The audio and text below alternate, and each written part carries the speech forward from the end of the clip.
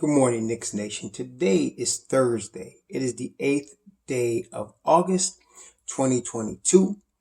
I hope this day finds you healthy and safe. And I hope that you and your family are also healthy and safe. And that the needs of you and your family in terms of food and shelter, clothing, as well as health are being met today. Blessings upon those that work in the healthcare field, along with the first responders, who every day are having one goal in mind: to save and protect human lives. Also, blessing also upon those that pick up garbage for us to keep streets and sidewalks and parks and highways clean. And those that make deliveries for our convenience of important things that we take for granted. Double blessings on the men and women who are trying to help rescue, recover, deliver the victims, the teenage and child victims of child molestation and pedophilia. Also the victims of pornography and child pornography. The victims of prostitution and child prostitution, human trafficking and sex slavery. And double curses upon those perpetrators, those profiteers, and those sexual perverts that traffic in this human misery. Finally, blessings upon the homeless.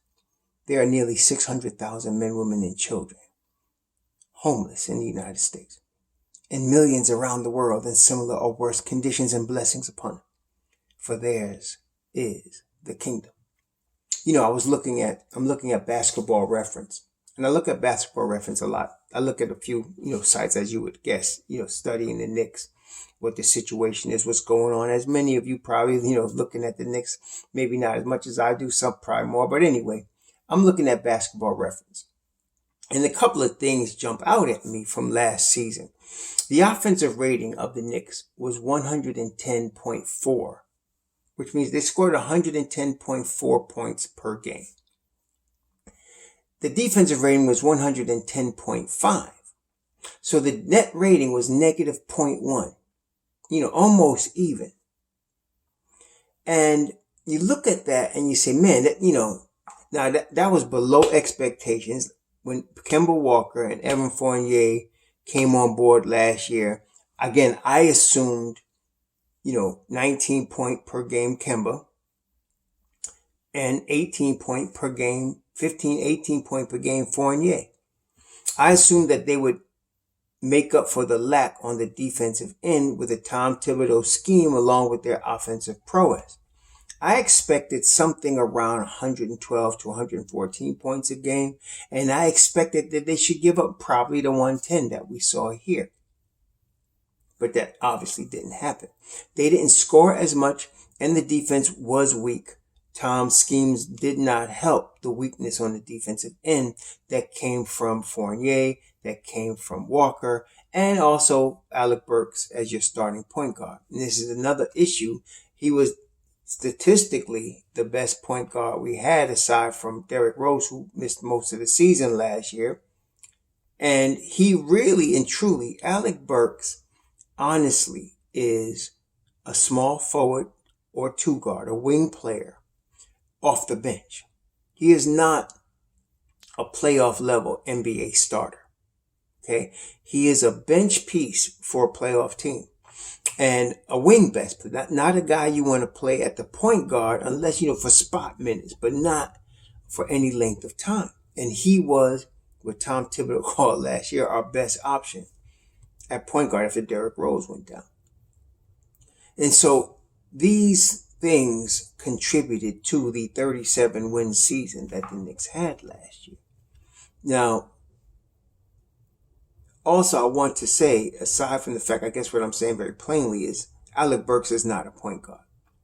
And because we did not have a legit point guard, everything was a little off offensively. Okay, and that's why we see the 110 points per game. And a lot of people want to talk about Tom's schemes. Okay, I hear you. But if you don't have the right personnel in the game, no matter what schemes you run, it's not going to work. Okay, it's just not going to work. And all of us, no, I'm saying all of us, but a lot of us, including myself, were calling, yelling for another guy at the point, like especially really for Emmanuel quickly, because he had the experience. I of course wanted more Deuce as well, but I would like to have seen Quick start, get opportunity to start more games at the point guard last year, especially when D Rose went down, and then have Deuce backing him up. But that was a Tom Thibodeau mistake, huge, and it cost us huge. Okay, and of course the Don, made the mistake of bringing on Kemba Walker and Evan Fournier. Even though I see very clearly, and I saw it then, but I see it now, that the contracts told me that these were temporary options until they figured out the permanent options, whatever they would be. And now we know permanent option at point guard is Jalen Brunson. But at that time, Kemba was on a 2-year deal and Evan was on a 3-year deal. The fourth is a team option, which would never be exercised. So I was looking at that and understanding that they were just really placeholders for guys like a Quentin Grimes, for guys like, Emmanuel Quickly or Deuce McBride or, guys that then later Cam Reddish and, and they were just placeholders until these kids would be ready to play. Now, this year is different. And how is it different? Well, first of all the kids are a year older. They all have another year of experience. It's different in that there is no Alec Burks this year. There is no Kemba Walker this year. There is no Nerlens Noel this year. And there probably won't be, as I keep saying, between Julius Randle, Evan Fournier, and Derrick Rose. I don't think 2 of them are going to be here. 2 of them 3 are not going to be here come training camp. And so you're going to have a different team. You're going to have people that last year didn't get as many minutes get more minutes. If Julius Randle is traded, Obi Toppin becomes the starter. Some of y'all didn't catch that in the Carmelo Anthony video. I don't know if some people just comment on the thumbnail and don't know what the video is about. But the obvious inference is that Julius Randle would be traded. If Julius Randle is not traded, Carmelo Anthony probably won't be the backup 4 because Obi Toppin would, right? But I'm assuming in that video that Randle is traded to LA. And if Randle is traded to LA, Obi Toppin's your starting 4. So let's assume for the sake of argument, though, that Donovan Mitchell doesn't come to the Knicks. Although, like I said, there's at least a 50% chance or more that he's going to be a Knick. But let's take 2 scenarios. He doesn't come to the Knicks. So the Knicks are starting Jalen Brunson. They're starting Julius Randle, Mitchell Robinson, R.J. Barrett, and Quentin Grimes would be starting at the 2. That's a much better team than was put out last year, in the starting unit. Quentin Grimes adds a 2 levels better defense than Evan Fournier. And I believe with the reps in the games, and especially in this Thibodeau system where he likes to let his starters, as long as they're working hard and trying hard on both ends of the floor like Quentin will and they're not hurt, he's going to play them 20, 25, 30 games to make sure that they get a chance to gel, that they get a chance to flow. And so a guy like Quentin Grimes, that's going to help a lot. That will help him outperform overall Evan Fournier in a combination of terms of offense and defense. I'm not saying he's going to break the Knick record for threes, although he might. It's really going to just allow him to get into the flow with the starting unit. Then there's Jalen Brunson, who we know is a winner. Just from the word go, the dude is a winner. Okay? Every place he's played, that team has gotten better. And they've won. That's how he plays the game. And so I'm expecting that here with him being a full-time point guard. I'm expecting R.J. Barrett, who now would be in his 4th season, he's been consistently, from his rookie year, 2nd year, 3rd year, he's been consistently taking steps forward. And I think it's going to continue this year, which would mean possible all-star berth this year. Okay. Then there's Mitchell Robinson, who has just been signed to a 4-year, $60 million deal. I expect him with the point guard, as I mentioned, to be in the conversation for All-NBA defense, for sure, and Defensive Player of the Year, for sure. Okay. Then there's Julius Randle, who, honestly, as I've said this ad nauseum, there's no denying Julius Randle's talent.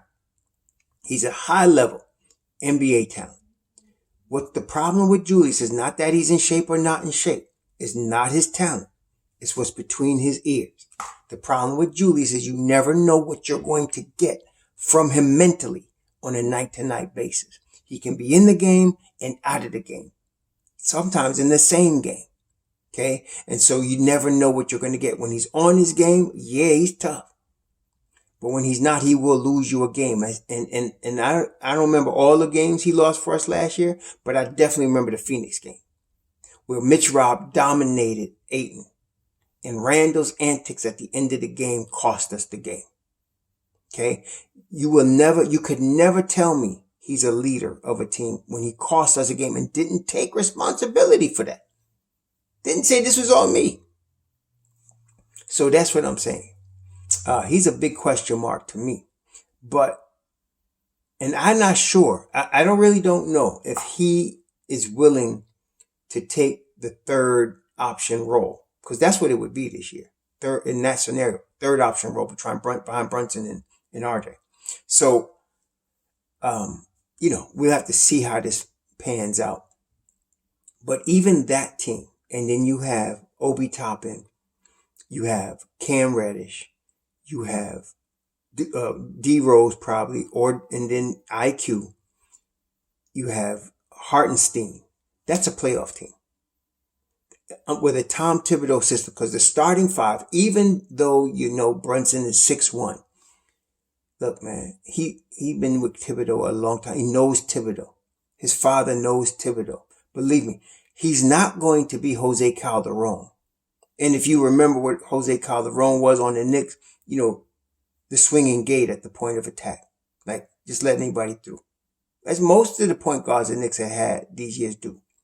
Just let anybody through. It got to the point last year where they were putting RJ out at the point to guard somebody because they were just letting people through. Kemba couldn't guard his shadow. You understand? And Evan Fournier couldn't help or rotate. Evan Fournier could play the passing lanes very well. Now, he'll steal the ball on a weak side pass and play the passing lane. He does that very well. Heady ball player, in terms of IQ. But in terms of the physical ability to stay in front of somebody, to rotate quickly, he ain't there, bro. He just don't have it. Okay? So, that being the case, you notice I didn't mention him in this scenario. I'm really expecting them to move him and Quentin Grimes to step up. With that team, when you have an upgrade on the defensive end, and so looking at this from last year, they gave up 110.5 points per game. I expect that to be around 108 with that team, to give about 108 points a game. They scored about 110.4. I'm expecting that to be about 112. So I'm looking at like less than 2-point rise on the offensive end and a 2-point decrease on the defensive end for a total of a +4. Now, when you look at the standings from last year,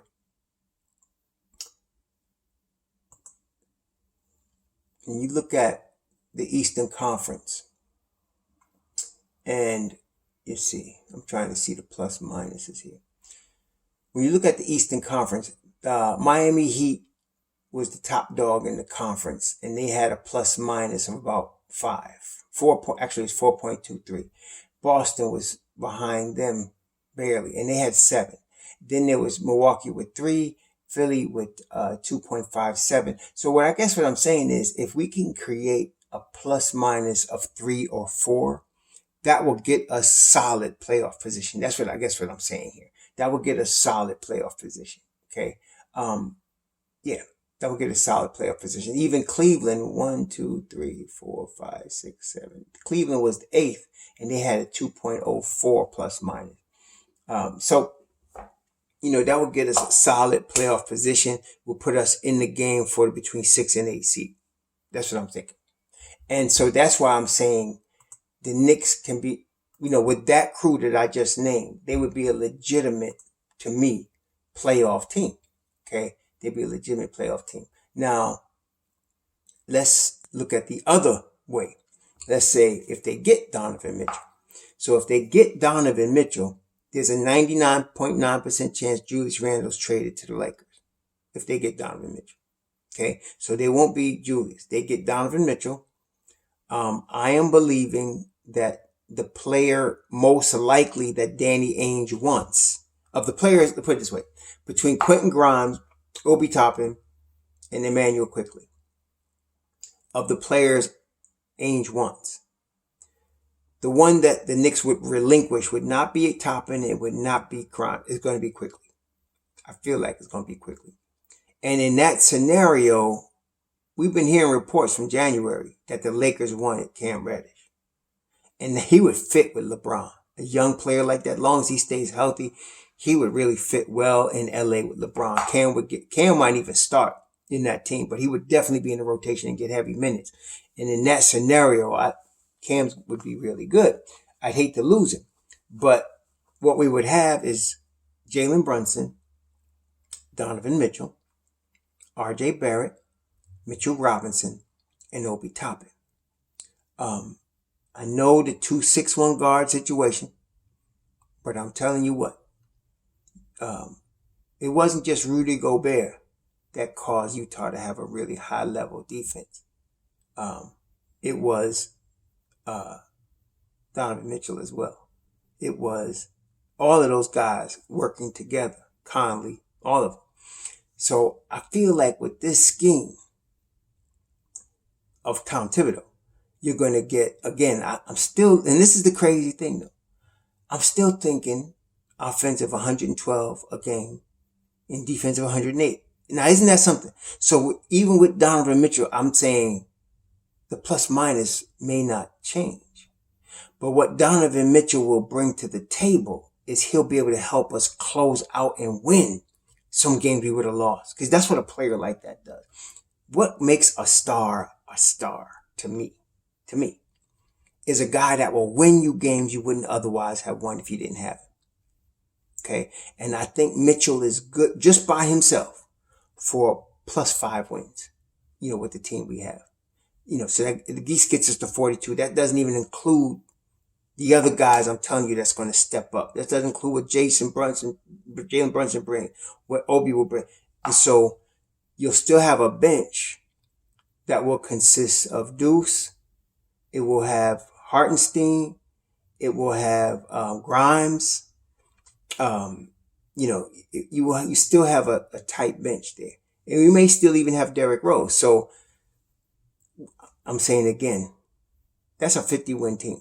So I really think the Knicks are a playoff team this year, regardless of what happens. I've been saying that. I'm still going to stick with that. Without Mitchell, they're a 45-win team. With Mitchell, they're a 50-win team. Either way, the plus minus that I'm expecting them to get, I'm not expecting the letdown on defense that we had last year. I'd be very disappointed if they came out this year and played the poorest level of defense that they played like the beginning of the season last year. I would be disappointed. I really would be surprised that happens. There's a low level chance of that happening. So Mitchell or no, they're going to play better defense. They're going to win more games this year. Either way, they'll be a playoff team in my view. And so, yes, we're talking playoffs with the Knicks this year. And in Madison Square Garden with Donovan Mitchell and Jalen Brunson and Obi Toppin and RJ, playoffs. New York's going to go crazy. New York's going to go crazy. Really going to go crazy. And let me just add this little caveat.